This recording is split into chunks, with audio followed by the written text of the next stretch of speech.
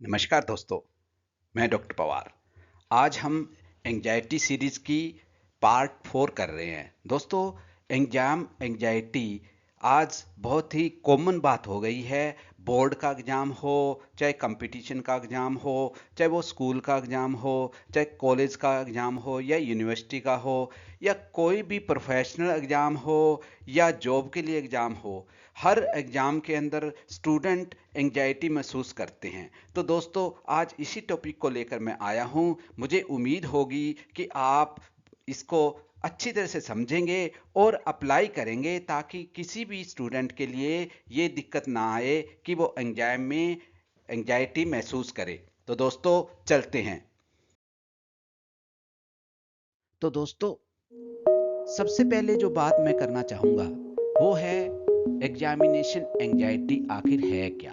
जी हाँ दोस्तों, क्योंकि आजकल एग्जामिनेशन एंग्जायटी इतनी ज़्यादा बढ़ गई है। चाहे वो स्टूडेंट है, चाहे वो 10वीं का स्टूडेंट है, चाहे वो 5वीं का स्टूडेंट है, चाहे वो कॉलेज में जाने वाला, डिग्री कॉलेज में जाने वाला स्टूडेंट है, चाहे वो प्रोफेशनल कॉलेज में जाने वाला स्टूडेंट है, चाहे वो जॉब का इंटरव्यू दे रहा है, चाहे वो कंपटीशन एग्जाम दे रहा है, या किसी जॉब पाने के लिए कोई क्लियर करने के एग्जाम है। तो हर क्षेत्र में जो भी परीक्षा देने जाता है, उसको जब एंग्जायटी होने लग जाती है तो उसको कहते हैं एग्जाम एंग्जायटी। दोस्तों, इसलिए मैं आपको ये कहना चाहूँगा कि आज जो एग्जामिनेशन एंग्जायटी है वो बहुत ज़्यादा बढ़ गई है, क्योंकि तनाव इतना ज़्यादा है, कंपटीशन इतना बढ़ गया है, पॉपुलेशन बहुत ज़्यादा होने की वजह से कैंडिडेट बहुत ज़्यादा हो गए हैं। तो इसलिए एग्जामिनेशन क्लियर करने का दबाव माता पिता की तरफ से भी आता है, दोस्तों की तरफ से भी आता है, परिवार की तरफ से आता है, खुद की तरफ से भी आता है। तो इसलिए एग्जामिनेशन एंग्जायटी बहुत ज़्यादा बढ़ गई है। लेकिन मैं ये आपको बताना चाहूँगा कि आखिर एग्जामिनेशन एंग्जायटी है क्या, इसकी कोई परिभाषा होगी। तो मैं आपको ये इतना कहना चाहता हूँ कि एग्जामिनेशन एंग्जायटी वो एंग्जायटी होती है जिसमें व्यक्ति जब परीक्षा देने जाता है या परीक्षा के टाइम में ऐसी स्थिति उत्पन्न हो जाती है जिसमें छात्र को परीक्षा से पहले या परीक्षा के दौरान अत्यधिक घबराहट होती है और अत्यधिक डर लगता है और तनाव महसूस होता है। यह डर इतना बढ़ जाता है दोस्तों कि छात्र का परफॉर्मेंस काफ़ी प्रभावित होने लग जाता है। तो इसलिए ये एग्जामिनेशन एंग्जायटी बहुत ही नकारात्मक चीज़ है, इसको निपटना बहुत ज़रूरी है। थोड़ी मोटी घबराहट सामान्य है, लेकिन जब डर पढ़ाई का और रिजल्ट का डर इतना नुकसान करने लग जाए कि वो पढ़ाई के अंदर भी प्रभावित करने लग जाए, तो दोस्तों, जब भी एग्जामिनेशन एंग्जायटी होगी तो वो अपने जो परीक्षा में अच्छे अंक नहीं ले पाएगा, अपने परीक्षा के अंदर सफल नहीं हो पाएगा। तो इस तरह से वो उसको नुकसान पहुंचाता है। तो एग्जामिनेशन एंग्जायटी की ये परिभाषा हुई कि अत्यधिक डर लगता है एग्जाम के दौरान, और डर के कारण वो परफॉर्मेंस जो है उसकी बहुत ज़्यादा प्रभावित होती है। फिर मैं आपको दोस्तों बताना चाहूँगा कि एग्जामिनेशन एंग्जायटी के मुख्य लक्षण क्या है। दोस्तों, इसके मेंटल लक्षण है, यानी कि मानसिक लक्षण, फिर फिजिकल लक्षण है यानी कि शारीरिक लक्षण, फिर बिहेवियर लक्षण है यानी कि व्यवहारिक लक्षण। तो सबसे पहले हम बात करते हैं मानसिक लक्षण की। तो दोस्तों, सबसे पहला ये आता है कि स्टूडेंट सोचता है मैं फेल हो जाऊंगा। दोस्तों, ये नकारात्मक विचार उसके मन में आते हैं, जैसे ध्यान केंद्रित नहीं कर पाता, जिसकी वजह से यानी कि कंसंट्रेशन में उसको बहुत दिक्कत आती है।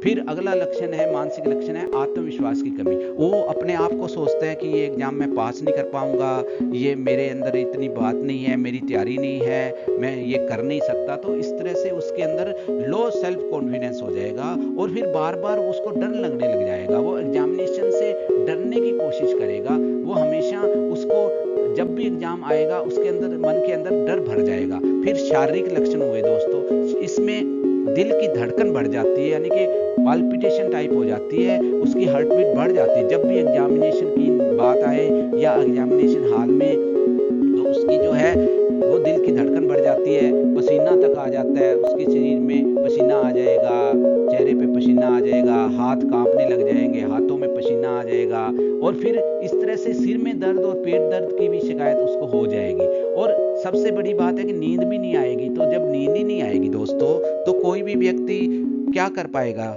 जीवन में, क्योंकि नींद बहुत ज़रूरी है। नींद के लिए मैंने कम से कम 10 वीडियो बनाए हुए हैं दोस्तों। उसके बाद मैं आपको बताना चाहूँगा कि एग्जामिनेशन एंजाइटी के आखिर कारण क्या है। सबसे बड़ा जो कारण है दोस्तों, वो माता पिता का दबाव है, समाज का दबाव है, पीयर प्रेशर है। कई बार माता पिता सोचते हैं कि मैं डॉक्टर नहीं बन पाया तो मैं अपने बेटे को डॉक्टर जरूर बनाऊंगा। कई सोचते हैं मैं इंजीनियर नहीं बन पाया तो मैं अपने बेटे को इंजीनियर जरूर बनाऊंगा।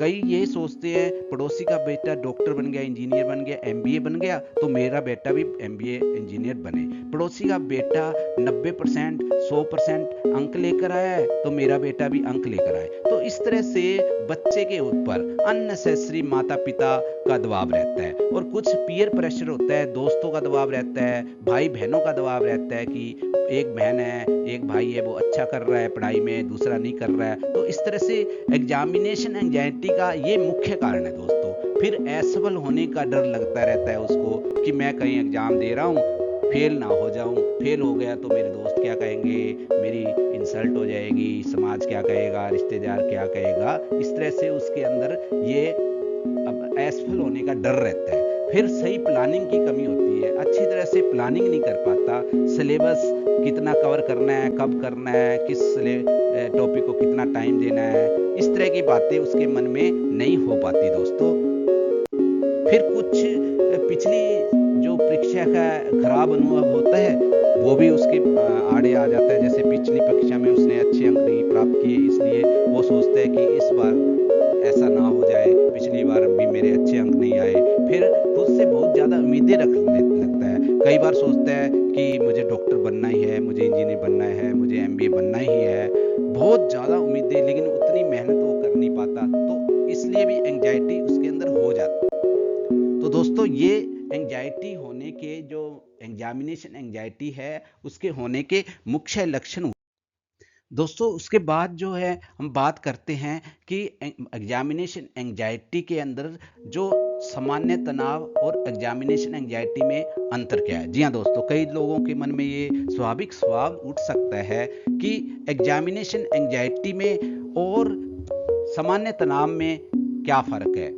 क्योंकि सामान्य तनाव भी होता है, तो सामान्य तनाव पढ़ने में मदद करता है दोस्तों। इससे जीवन प्रभावित नहीं होता, इससे एग्जाम प्रभावित नहीं होते, परीक्षा प्रभावित नहीं होती, परीक्षा में परफॉर्मेंस प्रभावित नहीं होती। लेकिन एग्जाम एंजाइटी सोचने की शक्ति कम कर देती है दोस्तों। इसमें डर इतना होता है कि यदि याद ही नहीं हुई चीज़ें वो भूल जाती है, जो चीज़ हम पढ़ते हैं वो भूल जाती है। तो इसमें डर बहुत ज़्यादा है, बहुत ज़्यादा एंजाइटी जो है वो डर का कारण बन जाती है। तो दोस्तों फिर ये सवाल उठता है कि आखिर हम एग्जाम एंजाइटी में निपटे कैसे। एग्जामिनेशन एंजाइटी से निपटने का सही तरीका है दोस्तों, सही स्टडी प्लान बनाएं।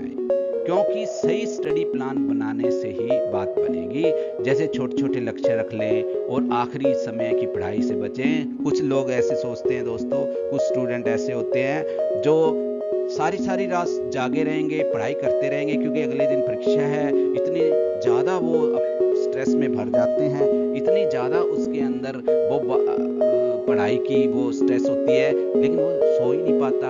और सोने की वजह से, ना सोने की वजह से उसकी परीक्षा में इतना ज़्यादा प्रभाव पड़ता है कि वो याद नहीं कर पाता समय पे ना, क्योंकि रात को नींद अच्छी आई नहीं तो वो कैसे पढ़ाई कर पाएगा, अपनी चीज़ें कैसे याद कर पाएगा। इस तरह से उसके अंदर जो है वो बहुत ज़्यादा जो है प्रभावित होगी उसकी परीक्षा, और वो परफॉर्मेंस सही ढंग से कर नहीं पाएगा। तो मैं यही कहना चाहता हूँ कि पढ़ाई करें, लेकिन आखिरी 1 घंटे 10 घंटे यानी कि आखिरी दिन जो है वो पढ़ाई करने से बचें। इसी तरह से रिवीजन टेस्ट है, कुछ मॉक टेस्ट है दोस्तों, जैसे परीक्षा जैसा माहौल बनाकर अभ्यास करें। क्योंकि रिवीजन और मॉक टेस्ट करने से क्या होगा कि दोस्तों मॉक टेस्ट और रिवीजन के अंदर ये आत्मविश्वास बढ़ेगा, क्योंकि वैसे ही माहौल में आप ऑलरेडी प्रैक्टिस कर चुके हैं, एक्सरसाइज कर चुके हैं, मॉक टेस्ट कर चुके हैं, तो वास्तविक जो परीक्षा का दिन आएगा, वास्तविक वास्तविक परीक्षा हाल में आपको डर नहीं लगेगा। उस दिन आप कॉन्फिडेंस महसूस करेंगे कि ये चीज़ तो हमने कर ही रखी है, ये कोई बड़ी बात नहीं। तो इस तरह से उसमें रिवीजन में और मॉक टेस्ट में बहुत फ़ायदा होता है। फिर डीप ब्रीदिंग करें दोस्तों। जब भी घबराहट हो, लंबी लंबी सांसें लें, 1 सेकंड के लिए रोक लें और फिर छोड़ें। लंबी सांस लें, 1 सेकंड के रोक लें, फिर छोड़ें। तो इस तरह से आपका पूरा शरीर रिलैक्स हो जाएगा। जो आपके अंदर एंजाइटी होती है वो खत्म होने की दिशा में कदम बढ़ाएगी। तो इस तरह से फिर पॉजिटिव टॉक करें, खुद से कहें मैं मेहनत कर सकता हूँ और मैं ये परीक्षा पास कर सकता हूँ और मैं करके रहूँगा। अपने आप को कॉन्फिडेंस से भर लें कि ये चीज़ मेरे लिए सामान्य है, ये मेरे लिए कोई दिक्कत की बात नहीं है, मैंने अच्छी तैयारी की है,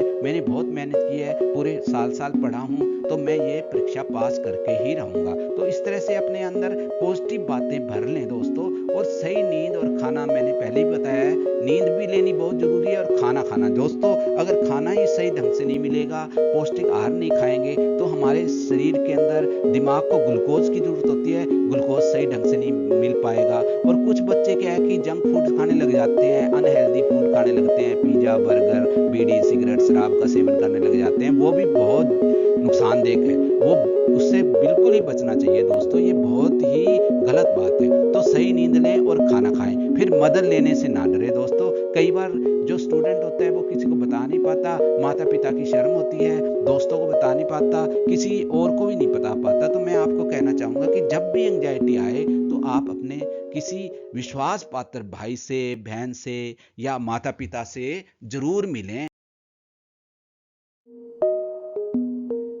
क्योंकि जो आपको समझ पाएगा वो आपकी मदद कर सकता है। अगर फिर भी बहुत ज़्यादा एंजाइटी इस कदर बढ़ गई है दोस्तों, तो मनोवैज्ञानिक यानी कि साइकेट्रिस्ट से सलाह जरूर लें दोस्तों। क्योंकि एक साइकेट्रिस्ट होता है जो इस बीमारी का सबसे उपयुक्त डॉक्टर होता है, वो स्पेशलिस्ट होता है। तो दोस्तों मैं ये माता पिता के लिए भी एक संदेश देना चाहूँगा। सभी माता पिता को कभी भी अपने बच्चे का कंपैरिजन दूसरों से नहीं करना चाहिए। चाहे वो पड़ोसी का बच्चा से 99% लेकर आए, फिर भी उसको ये नहीं कहना चाहिए कि उसके 99 आ गए हैं, तुम्हारे नहीं आए हैं, उसने अच्छी परीक्षा पास कर ली है, तुम्हारे नहीं आई है, उसको अच्छी जॉब मिल गई है, तुम्हारे को नहीं मिली है। इस तरह की बातें करने से स्टूडेंट को और व्यक्ति को बहुत नुकसान होता है दोस्तों। और बच्चों पे दबाव ये ना बनाएं कि तुम्हें डॉक्टर ही बनना है, तुम्हें इंजीनियर ही बनना है, तुम्हें सीए ही बनना है। लेकिन दोस्तों मैं ये बताना चाहूँगा कि परमात्मा ने हर व्यक्ति को, हर स्टूडेंट को यूनिक बनाया है। और भगवान ने यूनिक बनाया, उसके अंदर क्वालिटी दी है। उसको हो सकता है उसके अंदर सीए बनने की क्वालिटी है, लेकिन उसके माता पिता उसको डॉक्टर बनाना चाहते हैं, तो एंजाइटी भरेगी, वो सही परफॉर्म ही नहीं कर पाएगा, एग्जाम ही नहीं दे पाएगा। तो इसलिए माता पिता को चाहिए कि बच्चे पे दबाव ना डालें, बल्कि उसको सपोर्ट करें, उसकी हर बात को सुने, ध्यान से सुने, उसकी समस्या सुलझाने की कोशिश करें, अपनी भावनाओं को ना थोपें, अपने सपनों को ना थोपें दोस्तों। हर बच्चा अलग होता है। तो दोस्तों मैं बस इतना ही कहना चाहता हूँ कि एग्जामिनेशन से ना डरें। एग्जामिनेशन आएगा, जीवन में हर एग्जामिनेशन आएगा, एग्जाम आएंगे। परीक्षा लाइफ की हो, चाहे वो प्रोफेशनल हो, स्कूल की हो, कॉलेज की हो, एग्जाम तो आएंगे। इसलिए हमें घबराना नहीं है, कभी भी नहीं घबराना। तो दोस्तों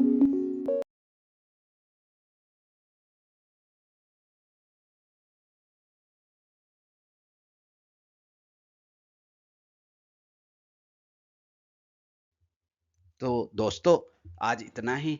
मैंने अपना प्रयास किया है कि कुछ आपको समझ आए, ताकि आप एग्जाम से घबराए नहीं। तो दोस्तों अगर मेरा ये प्रयास ठीक लगा तो मेरे चैनल को लाइक कर लें, सब्सक्राइब कर लें और दोस्तों के साथ शेयर करें, ताकि किसी भी बच्चे को एग्जाम में एंजाइटी ना हो। थैंक यू दोस्तों।